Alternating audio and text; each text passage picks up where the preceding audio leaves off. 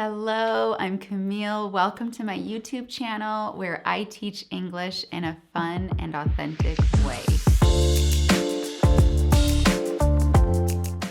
Recently, I asked my friends on HelloTalk if they had questions when it comes to learning English. And they had a lot. And I thought, I'm gonna do a video.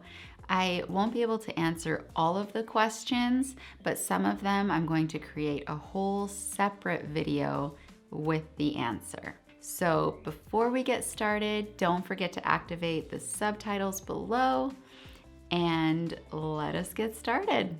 The first question, when starting to learn English, should you choose American or British English? There's no correct answer here.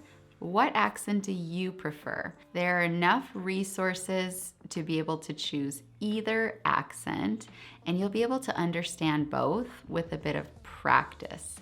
In the beginning, I would say stick to one just to avoid confusion. And after you have a good foundation, say in American English, I wouldn't recommend that you change your accent. But I would say that you could start listening or watching British series or listening to podcasts or things like that to just increase your listening skills. And just also be aware there's different expressions and vocabulary between the two, but go with the one that you want to learn, the one that's most interesting to you.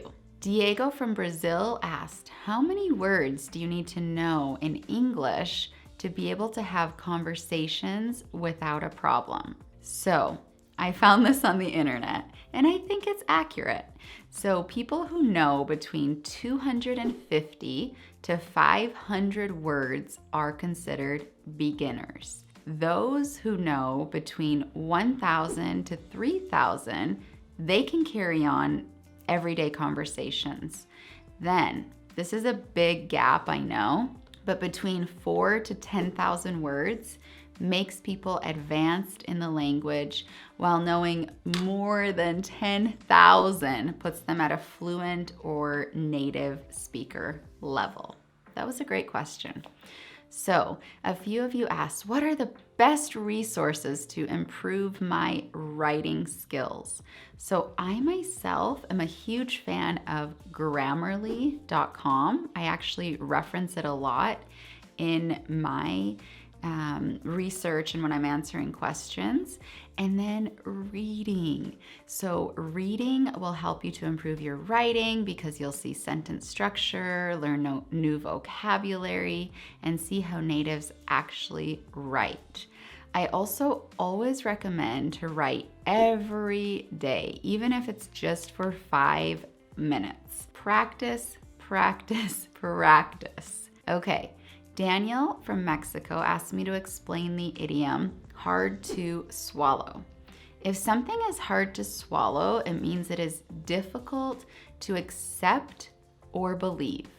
Let's look at these examples. Losing my job has been really hard to swallow, but I hope I find a new one soon.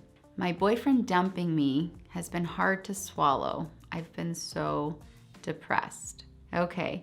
Zara from Iran asked, why do natives say I am done instead of I have done? This is definitely a grammar question, but I'll do my best to explain. So I, the subject, am the verb, and done is the adjective. I am done. It's a simple present tense statement. I have done, however, I, the subject, have is our helping verb, and done, which is the verb in the past participle form. So this is a present perfect tense sentence. Hang in here with me. I am done, a present tense sentence, means I am in the state or I am in the condition of being finished with something. So we use this expression after, say, for example, eating breakfast, like, I'm done with my breakfast, or I'm done eating. We also say this after a task, like maybe you just finished cleaning the house and you say, I'm done. when you finish. So that means in this moment, my task is finished. Now let's take a look at I have done. So that would be the beginning part to a longer statement. So because this is a present perfect sentence, it means we're talking about something that happened in the past, like a non-specific point. So for example, I've done my chores, or I have done the baking for the school bake sale. So that means these activities are finished, they're done. Yes, we did them at some point in the past, but when doesn't really matter. So I have done just means that this thing happened in the past. I am done refers to my condition now. I hope that helps you. Next,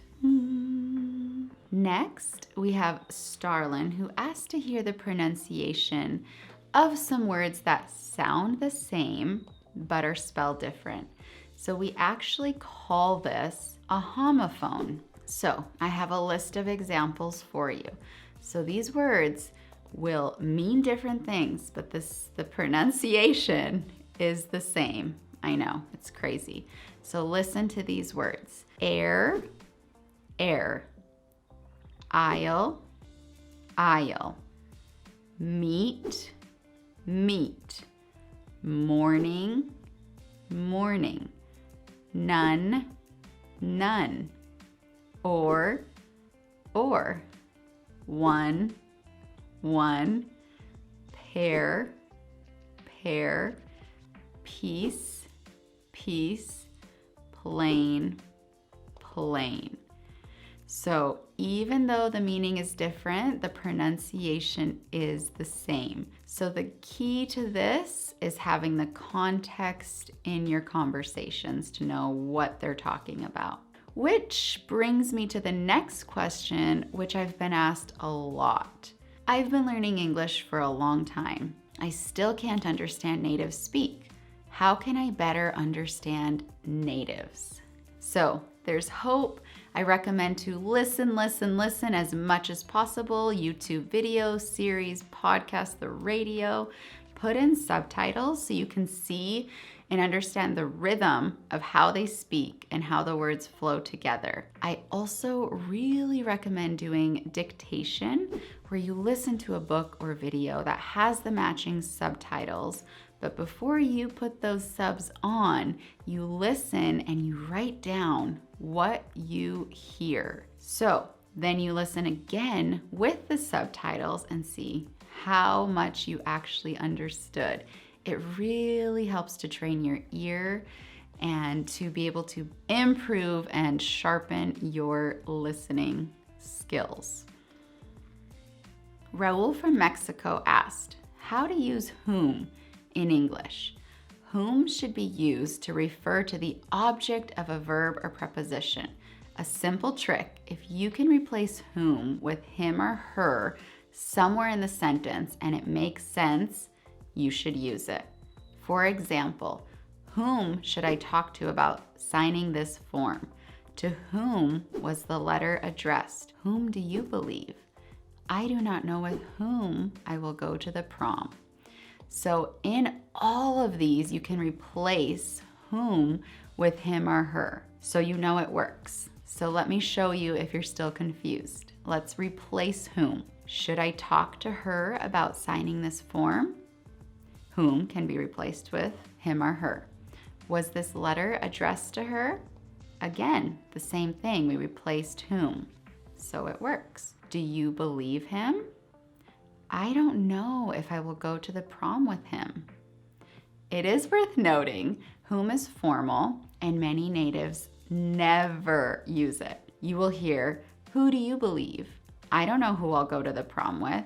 Who should I talk to about signing this form? Technically, it's not grammatically correct, but it is widely used. So I just wanted you to know that. But I hope you now understand when to use whom. SRJ from India wants to know when to use raise versus rise.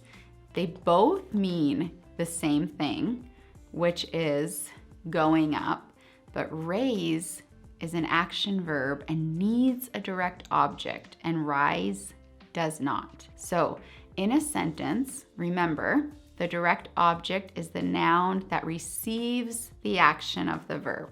Let's take a look at some examples to help. Remember, something raises something, something rises. Also, raise is a regular verb. Raised, raised, raised. Rise, it's irregular. Rise, rose, risen. I know, it's a lot. So don't worry, you can always rewatch this video or pause it to take notes, and then it'll help you remember it better. So if you raise something, that means you elevate it, you move it up, or you lift it to a higher level. If you have a question, please raise your hand. Anne raises her voice when she's upset. Jen raised her eyebrows as if she didn't believe me. Here are some examples with rise. Hot air rises. Peter rose from his desk when the teacher walked in.